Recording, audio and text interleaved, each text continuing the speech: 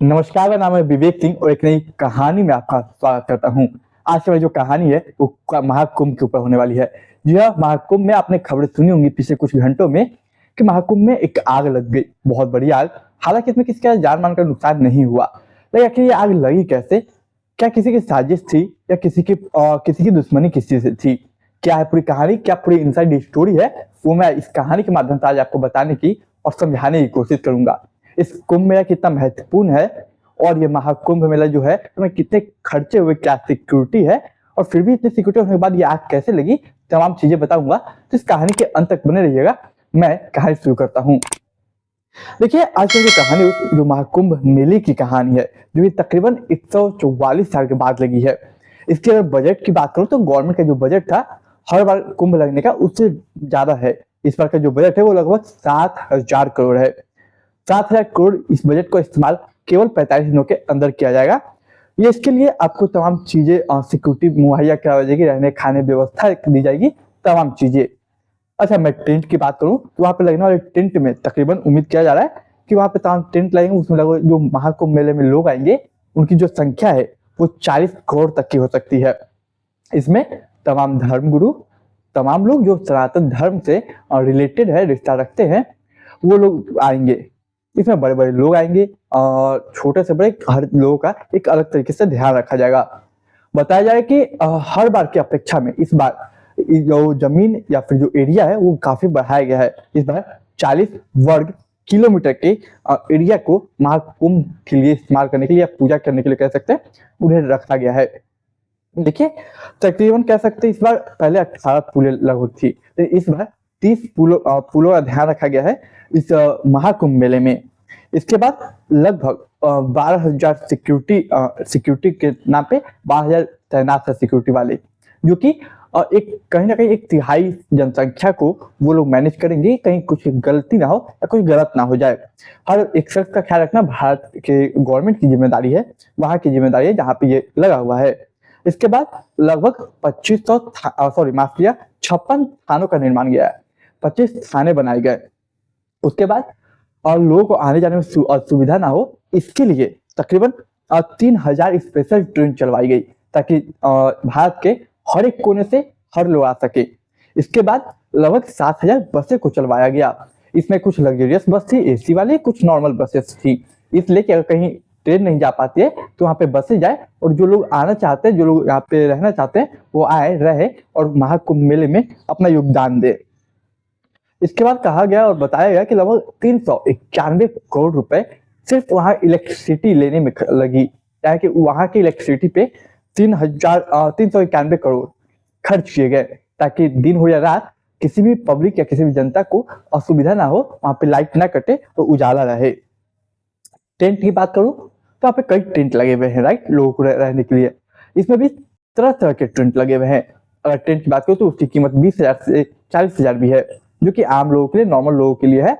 और मैं हाईएस्ट की बात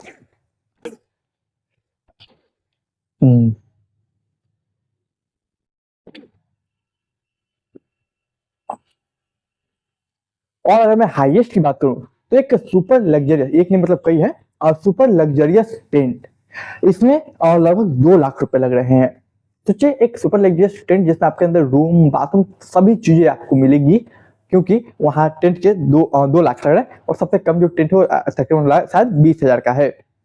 देखिए, अब ये तो गवर्नमेंट की हुई, गवर्नमेंट ने 7,000 करोड़ खर्चा किए, उनका जो बजट हो गई, तो इनसे वो कमाएंगे कितना, ये फायदा करता है, ये मैटर भी करता है। गवर्नमेंट अगर 7,000 करोड़ खर्च करे तो कमाई भी तो, एक बिजनेस मॉडल भी तो है एक तरीके से। तो तकरीबन जो अंदाजा एस्टिमेट लिया गया है वो 1.5 से 2 लाख करोड़ का प्रॉफिट का मार्जिन रखा गया है। ये तो हो गई कि कुंभ मेला में कितना बड़ा योगदान है, कितना सरकार क्या क्या की और क्या नहीं की। सिक्योरिटी के नाम पे बहुत सिक्योरिटी, 56 पुलिस स्टेशन, 12,000 सिक्योरिटी तैनात, ऊपर से एआई की मदद ली गई, गूगल मैप का मदद लिया गया, कोलैप्स किया गया ताकि कोई भी डायरेक्शन ना भुलाए या फिर परिवार से बिछले ना, इस चीज की भी पूरी जिम्मेदारी और सुरक्षा का रखा गया। इसके बाद कई ड्रोन और कई एआई का मामला सहायता लिया गया सिक्योरिटी के लिए। कई अंडर वाटर ड्रोन है, तमाम चीजें हर तरीके से सिक्योरिटी में जो इन्वॉल्व हो सकता था, तमाम जो डिजिटल हो या फिर तमाम जो एआई मदद लिया जाए, वो हर एक एआई का मदद लिया गया इस सिक्योरिटी कायम रखने के लिए, ताकि कुछ अनहोनी ना हो जाए या फिर कोई अटैक ना हो जाए, क्योंकि एक बहुत बड़ा पॉपुलेशन यहाँ पे जुट रहा है। तो सभी एक लौते एक नागरिक की भी जिम्मेदारी वो सरकार की जिम्मेदारी है। इसके लिए कई सारे कैमरों के साथ कई सारे एआई सुरक्षा कर्मियों का भी मतलब, मेरा कहने का मतलब कि ऐसी डिजिटल चीजें या ऐसी एआई से बनी हुई रोबोटिक चीज जो कि लोगों के ऊपर नजर रखे, या फिर कह सकते लोगों की सिक्योरिटी के लिए नजर रखे, और तमाम डिजिटल चीज जो कि ट्रैक कर सके, कहीं बॉम्ब वगैरह तो नहीं, कहीं कोई गन लेके नहीं आया, तमाम चीजें, इस सब बातों का ध्यान रखने के लिए एआई का सहारा बहुत लिया गया है और 24/7 सभी एक्टिव है। अब बात करते हैं कुंभ मेला का आग की कहानी इनसाइड क्या है। तो ये बात है इधर की, वो जगह जहाँ पे आग लगी वो सेक्टर 19 है। सेक्टर 19 में एक जगह है झूसी में एक गीता प्रेस नाम का एक टेंट है। दरअसल इनका एक गीता प्रेस का एक टेंट भी है और अपना एक रसोई भी है जो खाना पीना खिलाने का, रहने सहने का जगह देते हैं। गीता प्रेस में तमाम लोग बैठे होते हैं, आसपास बैठे होते, तमाम लोग भीड़ लगी हुई थी, भीड़ तो पूरे कुंभ मेला में। तो देखिए अचानक से एक धमाका होता है। जब धमाका होता है, आग लगती है, तो तमाम जो वहां पे लोग बैठे हुए थे वो लोग देखते हैं। कुछ देर के लोग ये सोचते कि अगर हम लोग भागे क्या, लेकिन फिर भागने पर ये आता है कि अगर हम लोग भाग जाएंगे वो भगदड़ मच जाएगी, और यहाँ पे अगर भगदड़ मचती है तो सोचिए कितने करोड़ लोग जुटे हुए, कितने लाख से कितने करोड़ जुटे हुए हैं, क्या हालात होगा। लेकिन वो लोग वहां पे थोड़ा संयम रखते हैं। देखते देखते सिलेंडर जो एक धमाका जो होता है, उसके बाद एक दो धमाके और होते हैं और सब घबरा जाते हैं। फौरन पुलिस हाई अलर्ट पे आ जाती है। लगभग पुलिस वहां पे मौका वारदात पे जहाँ पे आग लगी थी 2 से 3 मिनट के अंदर पुलिस पहुंच जाती है, फायर ब्रिगेड वाले पहुंच जाते हैं, तमाम जो और सिक्योरिटी की टीमें थी जो आग बुझाने में मदद करती वो पहुंच जाते हैं। इसके बाद लगभग 10 मिनट के अंदर ही आग पे पूरी तरीके से काबू पा लिया गया। हालांकि इसमें एक इंसान था जो कि झुलस गया था, लेकिन उसे ज्यादा नुकसान नहीं हुआ, वो बिल्कुल सुरक्षित है। लेकिन 2-3 मिनट में सिक्योरिटी आई, पुलिस अलर्ट हुए और फायर ब्रिगेड तमाम जो होते हैं जो कि आग से बचाने का काम करते हैं वो लोग जुटते हैं और 10 मिनट के अंदर काबू पा लिया जाता है पूरे तरीके से। इसके बाद पूरे सेक्टर 19 को आइसोलेट कर दिया जाता है। देखिए इसके बाद ये कितना बड़ा धमाका इससे आप समझिए, और वो धमाका होने के बाद अगर वहां भगदड़ मच जाती तो सोचिए जो लाखों करोड़ों लोग आए हैं उस भगदड़ में कैसे मैनेज करती वो 12,000 सिक्योरिटी, आखिर वो कैसे रोकते इस भगदड़ को।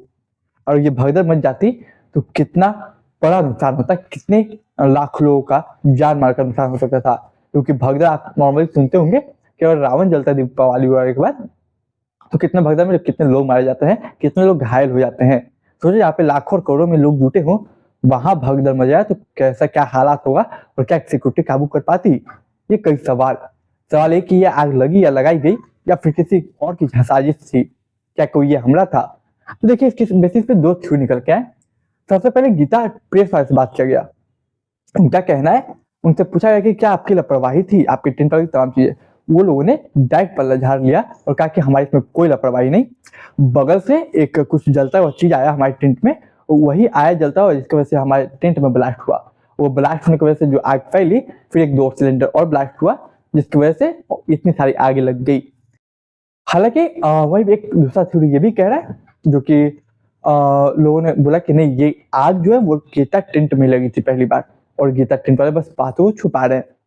हालांकि कुछ लोगों से और वहां पे बातें की गई तो ये बात क्लियर है कि उन लोगों ने भी कहा कि क्लियर तो नहीं दिखा लेकिन हमें भी कुछ दिखा जो कि सामने से कुछ आ रहा था, गीता टेंट में घुसता है और आग लगता है और ये आग ब्लास्ट होता है। ब्लास्ट होने के बाद 1-2 ब्लास्ट और सिलेंडर फटते हैं जिसकी वजह से और ये आग लगता है। हालांकि भगदड़ नहीं मचती है, ये बात बहुत अच्छी है। हालांकि इसमें कई लोगों का नुकसान हुआ, कई लोग जो अपने टेंट में कह सकते हैं पैसे रखे हुए थे, खाना रखे हुए थे, चादर, कंबल, रजाई, कपड़े और भी तमाम चीजें। हालांकि वो बात 2 मिनट के लिए अलग है क्योंकि जानमाल का नुकसान नहीं हुआ, वो सबसे बड़ी बात है। जब उन लोगों से बातें किया गया जिनका नुकसान हुआ तो उन लोगों का कहना है कि ये सब ऊपर वाली की मर्जी थी, हम यहाँ आए, यहाँ पे जो भी हुआ वो ऊपर वाली की मर्जी थी। अगर मैं बात करूं तो टोटल लगभग 150 से 200 टेंट्स लगे हुए हैं महाकुंभ मेले में। तो देखिए ये थी पूरी कहानी, लेकिन एक बात क्लियर कि इसमें कोई अटैक नहीं था, किसी की साजिश नहीं थी। ये एक नॉर्मली हुआ, किसी की गलती नहीं कही या फिर किसी की लापरवाही तो भी कह सकता है जो कि दूसरी तरफ आई होगी तो, और ऐसे आई तो लापरवाही कह सकते हैं। लेकिन इसमें सोचो टेंट वाले का कितना नुकसान हुआ जिसके इसमें आग लगी, काफी नुकसान हुआ। क्या यहाँ पे जो नीलामी जमीन का जगह का जो भी है और टेंडर जो निकलता है वो काफी हाई रेंज तक गया था, 12 लाख से 40 लाख तक, उससे भी हाई। एक एक टेंट का गया, तो सबसे ज्यादा नुकसान तो उनका टेंट वाले का ही हुआ। तो खैर आपकी इस कहानी पे क्या राय है, आप क्या सोचते हैं, क्या विचार रखते हैं? महाकुंभ मेला में जाइएगा नहीं जाइएगा? जाइए, 144 साल बाद मौका मिला और शायद ये मौका फिर आपको ना मिले जीवित रहते, तो वह जाना जाइएगा जरूर। तो देखिए, अगर कहानी पसंद आई हो तो चैनल को सब्सक्राइब कीजिए, वीडियो को लाइक कीजिए, इस वीडियो को ज़्यादा शेयर कीजिए ताकि हर लोग जान पाए कि आखिर ये मेला में आग कैसे लगा और सिक्योरिटी की क्या प्रतिबंध है वहाँ पे। अभी माफिया कितना मतलब सिक्योरिटी रखा गया है और कितना अच्छे से सब कुछ मैनेज किया गया, ये सब देखे लोग और जाए बेफिक्र होकर, वहाँ पर सिक्योरिटी पूरी है। तो देखिए, मुझे इजाज़त दीजिए, मैं मिलूंगा एक नई कहानी में।